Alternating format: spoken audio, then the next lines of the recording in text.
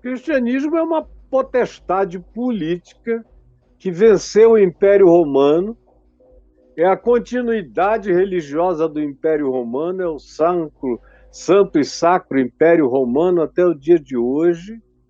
É o cristianismo que botou tentáculos para todos os lados. Até os protestantes são filhos do cristianismo, os evangélicos são filhos do cristianismo. O cristianismo, desculpa, é o pai da grande obscurecência, da grande treva que tomou conta do Ocidente durante mais de 1000 anos.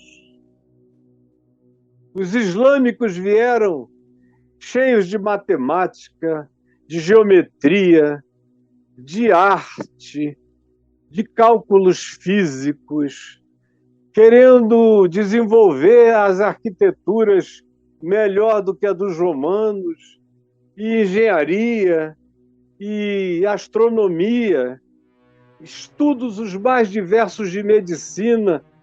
Tudo isso veio um século depois do surgimento do Islã. Os muçulmanos tinham feito os grandes e maiores progressos do Oriente Médio e do Ocidente. Contra os cristãos do cristianismo, que estavam fazendo julgamento de pulga, não estou de brincadeira, não, ia ao fórum para julgar o ataque de pulgas. Aí declaravam as pulgas do diabo, aí faziam um exorcismo para pulgas. Cachorro que mordeu uma outra pessoa ia ser julgada pelo templo e o sacerdote dava a pena dele, morte por apedrejamento. O gato que foi apanhado tendo uma crise erótica na perna da sua patroa, levado para julgamento na igreja, no templo. O que você quiser, as coisas mais malucas desse mundo eram o que ocupavam a mente cristã, de dia e de noite, todo mundo andando na treva, no escuro. Quando chegou o protestantismo no século XVI, houve um espaço para a ciência. Pouca gente sabe que Miguel Ângelo era um discípulo da Reforma protestante, que os grandes indivíduos que fizeram grandes avanços, eram pessoas vinculadas à ideia da Reforma protestante, grandes nomes da ciência. Calados, não podiam falar nada, para não morrerem. Alguns dos que são conhecidos até hoje como pessoas que deram saltos evolutivos na ciência extraordinário, eram de influência protestante. Então, nos primeiros 200 anos, 300 anos, o protestantismo teve uma influência num certo segmento europeu importantíssimo de ciência. Num outro segmento, ele caiu no obscurantismo imediatamente com os Quakers, com os puritanos, que migraram para os Estados Unidos, e os Estados Unidos já começaram, do ponto de vista evangélico protestante, no obscurantismo.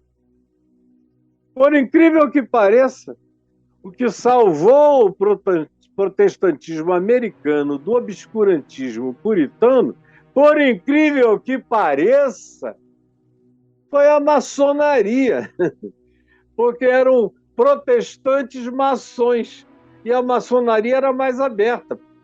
Tinha física, tinha mais filosofia, tinha mais pensamento, tinha mais humanitarismo, tinha mais humanidade, tinha mais perspectiva do sentido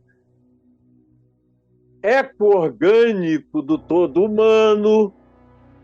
Então, por incrível que pareça, nos Estados Unidos, as maiores evoluções humanas não foram produzidas pelos protestantes, mas sim pelos protestantes maçons, diferentemente da Europa, onde protestantes mesmo, como Sir Isaac Newton, que lia mais a Bíblia do que estudava física, se tornaram as grandes referências em Oxford, em Cambridge, em todas as grandes universidades. E nos Estados Unidos, as universidades que foram criadas pelos protestantes, a maioria delas, como Harvard, como Princeton, com várias outras, foram criadas por protestantes sob a influência maçom. Mas melhor ter aquelas universidades do que ter só o obscurantismo puritano, que é uma coisa intragável até o dia de hoje. Então, meu filho, concluindo a sua resposta, que já foi longa, mas só para dizer, nada tem a ver com nada do que você levantou como problema. Porque eu estou aqui, ó. Olha eu aqui. E olha a minha Bíblia aqui. E em que ela me atrapalhou? Apesar do cristianismo, estou eu aqui, sem cristianismo, vivendo o Evangelho.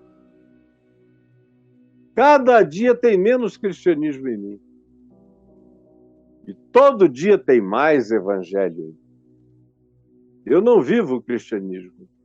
Quando eu vejo alguns até dos meus filhos na fé, que não compreenderam até hoje a diferença entre cristianismo e evangelho, como eu vejo um deles que me dá muita pena, porque ele nasceu nas minhas tetas. 20 anos ele mamou nas minhas tetas. Tudo que ele teve e aprendeu, ele aprendeu de mim. Mas não aprendeu até hoje a diferença entre evangelho e cristianismo. Ele parece que não quer aprender. Porque toda hora eu vejo dizer o problema do cristianismo é que os cristãos não entenderam o verdadeiro cristianismo. Cara, não existe verdadeiro cristianismo. Só existe a verdade do evangelho. Agora, o cristianismo já é uma corrupção. Do primeiro dia, no século IV até o dia de hoje, nunca houve nada que seja referência de evangelho puro e simples e da espiritualidade leve do evangelho. Por favor, meu filho, não crie problema onde não há problema nenhum. Você associou espiritualidade à eteriedade, como se eu tivesse dito, o evangelho de Jesus tem que existir em total eteriedade. Não.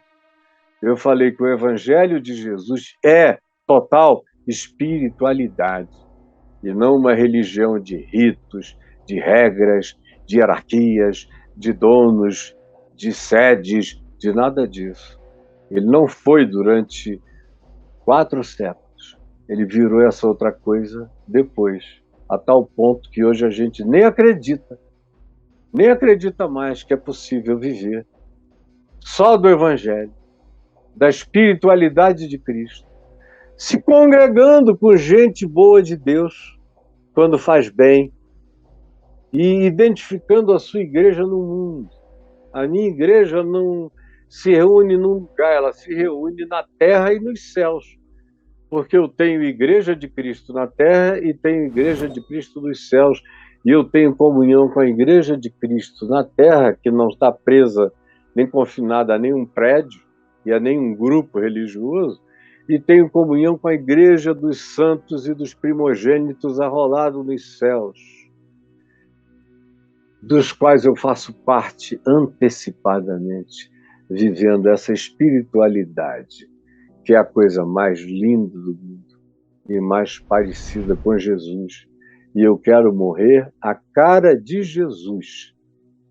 No que eu puder, eu quero que Jesus tenha também uma cara de Caio na história humana.